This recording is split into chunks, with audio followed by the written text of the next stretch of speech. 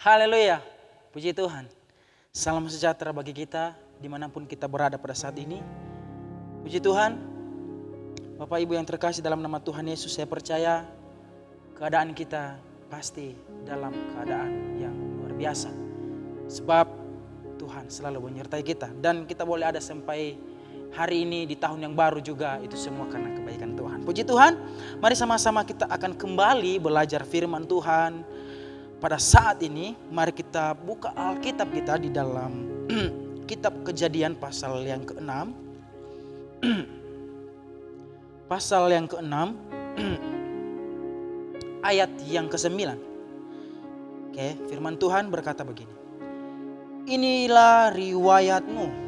Nuh adalah seorang yang benar dan tidak bercela di antara orang-orang sezamannya, dan Nuh itu hidup bergaul dengan Allah. Puji Tuhan, ini adalah riwayat daripada Nuh, di mana firman Tuhan menuliskan bahwa Nuh adalah orang yang benar dan tidak bercela.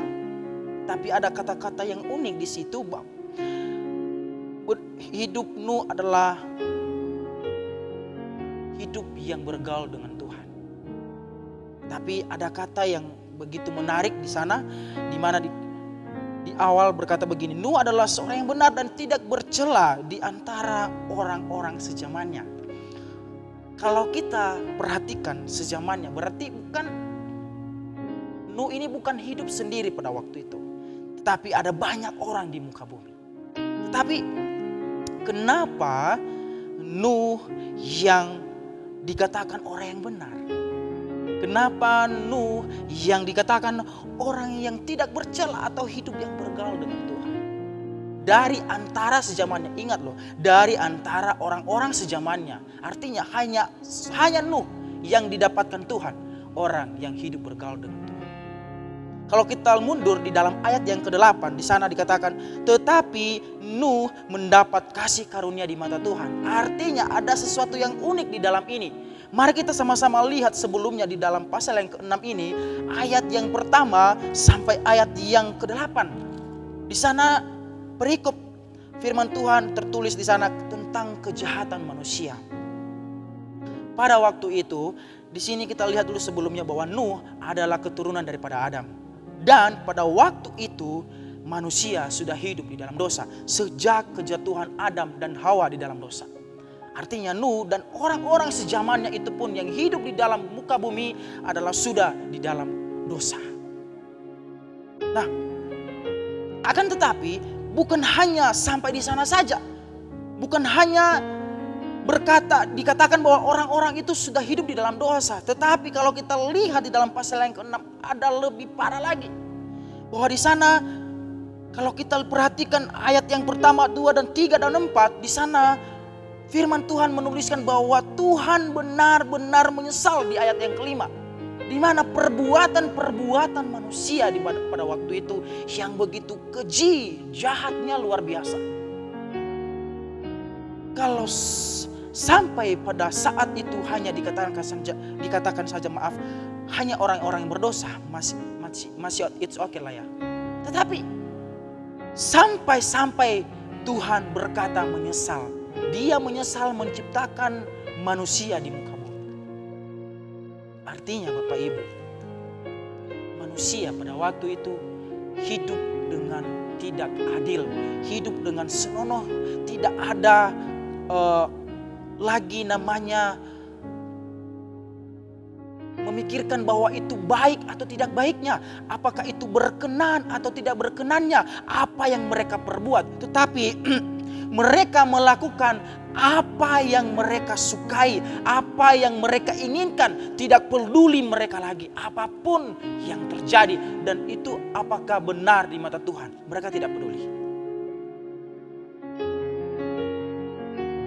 Tetapi ayat yang ke-8, Nuh mendapat kasih karunia di mata Tuhan. Kasih karunia itu bukan dari manusia, tetapi dari Tuhan asalnya. Manusia tidak bisa memberikan kasih karunia, tetapi hanya Tuhan yang dapat memberikan kasih karunia. Dan yang mendapat waktu itu adalah Nuh. Makanya timbullah ayat yang ke-9. Di sana dikatakan, inilah riwayat Nuh. Orang yang benar, tidak bercela, dan hidup bergaul dengan Tuhan. Bukan sesuatu hal yang sembarangan, tetapi ada hal yang mungkin cukup unik di dalamnya dan cukup juga berat kalau kita bahas secara dalam. Dan selanjutnya di dalam pasal yang ke-7, di sana Tuhan murka atas itu.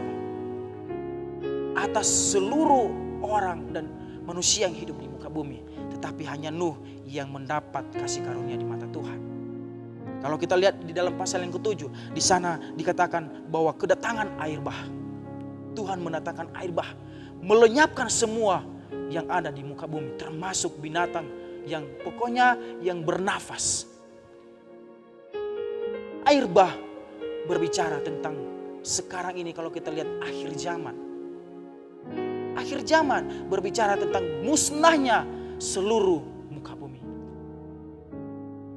Bapak Ibu yang terkasih dalam nama Tuhan Yesus, Nuh bukan sembarang hidup pada waktu itu, tapi hidupnya penuh dengan pergumulan, hidupnya penuh dengan tantangan, di mana dia hidup bersama-sama orang-orang sejaman itu selama 120 tahun. Itu bukan waktu yang cukup, yang kalau kita bilang itu bukan waktu yang cukup pendek, tapi itu cukup lama, 120 tahun.